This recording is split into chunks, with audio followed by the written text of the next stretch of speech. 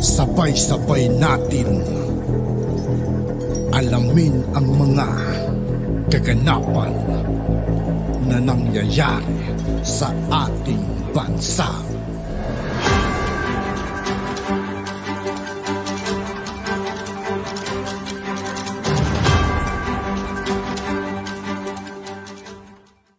Yo, what's up mga kaibigan? This is I2K po again. Ngayon nandito ulit tayo sa channel ni Banat Kapanig TV. Dito naman ulit tayo magbibigay ng komento at reaksyon. Pero bago ang lahat ng yan mga kaibigan, sa lahat ng hindi pa nakasubscribe kay Banat Kapanig TV, mag-subscribe na po tayo at huwag nyo rin pong kalimutan mag-subscribe dito sa aking channel.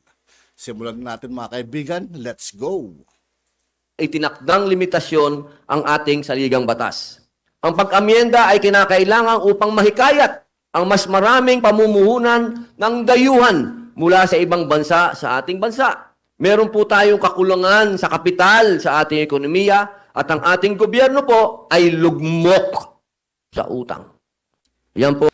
Talagang purong Tagalog si Kandito, no? Si Idol Robin Padilla mga kaibigan. Isa rin siya sa mga kaibigan sa binoto ko at hindi ako nagsisi. At nagagawa naman niya yung tungkulin niya mga kaibigan bilang senador. Po ay hindi naman yan kaila sa inyo. Itong huli, 2 trilyon po ang ating inutang. Ano ang mangyayari pagkatapos po nating amendahan? Halimbawa, na-amendahan po ang ating saligang batas. Nais ko pong linawin na ang ating panukala para amendahan ng saligang batas ay upang bigyan lamang ng kakayahan o flexibility ang ating Kongreso. Gayon din ang ating gobyerno upang mas epektibong makatugon sa mabigat na problema ng ating bansa. Para walang duda sa lahat, hindi po ibig sabihin na pagkapasa ng panukalang amyenda ay basta-basta na lamang magsisipasok ang kung sino-sinong dayuhan. Hindi po natin nahayaan yon, mga mahal kong kababayan. Meron pang nagsasabi dyan na yan, si Senator Robin Padilla, nag-traitor na sa bayan kasi papapasukin na ang mga dayuhan. Hinayupak naman, ay pakitanggal po yun. Galit na galit ang ating mahal na Senador Robin Padilla mga kaibigan. Sorry. Alam nyo, panahon pa po, maiksi lang po itong kwento nito, mga kababayan ko. Ang katulad po ng sinabi ko kanina, lahat po ng kapitbahay natin dito sa Asia, binuksan na po nila ang kanilang foreign direct investment. Pati po yung mga komunista, binuksan na po nila ang kanilang foreign direct investment. Ang China, ang Vietnam, binuksan na po nila. Ang Singapore, tingnan niyo po, bakit ba ang Singapore, siya ang pinakamatibay dito sa Asia dahil po sa foreign direct investment. Hindi po ibig sabihin. Ang Singapore mga kaibigan, isa rin yan noon sa natulungan ng ating mahal na Apo Lakay. Di ba?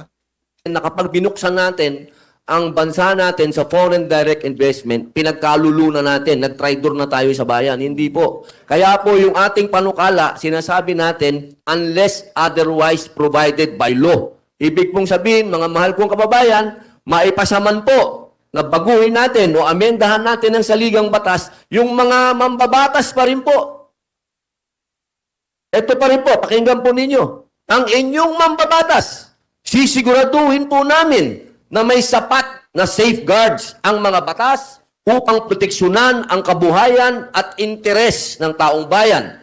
Sa katunayan, minabuti po natin na unahin ang pag-amenda ng economic provisions dahil ito ang maaaring agarang makatulong sa ating mamamayan pagdating sa usapin ng kawalan ng trabaho, kagutuman at kahirapan. Mga kababayan, 1987 pa po itong economic provision nito. Mahigit na po. Tapos na election mga kaibigan, no? Pero pag nagsalita siya ang ating idol na Robin, parang election. Grabe yung energy niya magsalita. Itong 30 taon, kung atin pong susumahin, binigyan na po natin ng pagkakataon ang 1987 Constitution para iangat ang buhay ninyo magmula nung nagkaroon ng bagong konstitusyon. Hindi na po siguro Palagi ko, 37 years na ito. Tama ba ang aking mathematics? 37 years, mga kababayan ko, hindi na po siguro kulang yun. Binigyan na natin ng pagkakataon.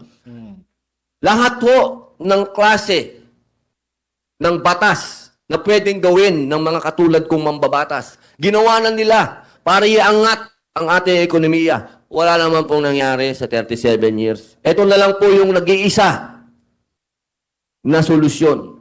Wala na po. Sige po, kung meron tatayo dyan at sasabihin niya na meron pa siyang solusyon para tayo makaangat, sige nga, ipaliwanag mo nga sa akin yan.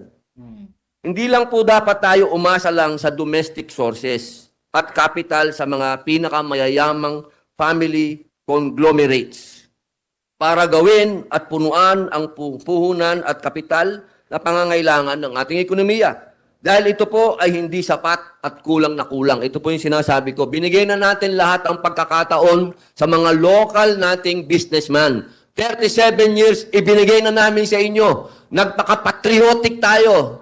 Sinarado natin ang ating investment sa inyo. Ang tanong, gumanda ba buhay ng ating mga kababayan? Yung 8% ng ating mga kababayan na umaasa sa magandang trabaho, magandang sweldo, pag-unlad, nangyari ba sa 37 years? Goodness gracious, no. Sir, that is English, Mr. Julian Payne. I hope you understand my English there, sir. May halong comedy pa, no? Kung makikita po natin, ang ating bansa ay biniyayaan ng sapat na likas na yaman at mga kabataan at bihasang manggagawa. Sila po ay hindi magkaroon ng makahulugang kontribusyon sa ating bansa para sa ating pag-unlad dahil sa pangangailangan nas malakihang kapital. Hindi po natin mapakinabangan ang ating human resources at ang ating natural resources para mapaunlad natin ang ating bansa sa kadahilanan na mayroong limitasyon ang ating konstitusyon. Kailan po ba tayo kikilos? Kailan po? Kailan po? Kaya, mga mahal kong kababayan, umpisahan na po natin ang ating diskusyon or whether it is CONCON or CONAS. So basically, the People's Initiative is already out of the table because based on the previous discussions, no, masyadong it's almost impossible. Logistically, impossible siya and budget constraints as well. So medyo out of the table na ang People's Initiative. But for between the CONCON and the CONAS, me as a lawyer and my personal belief also, Senator Robin, is that we should opt for the Constitutional Convention. Why? Because in the Constitutional Convention, we have the participation of the people. Whereas when we say CONAS, no, the Constituent Assembly, it's just the Congress. And for me, this the amendment, no, the process of proposing an amendment to the Constitution, it's a very big, no, it will be a big part of our history. No? So from the very onset, we have to make it right. We have to have people's participation in proposing amendments. How can they participate? Of course, in Constitutional Convention, people will vote for their delegate, no? Who will be their delegate to the Constitutional Convention. So that's one thing that is not present in the CONAS. In the CONAS, it's just the Congress, no? Yung sabi pa nga in the previous discussions, no, that it's just the Congress changing ng sombrero.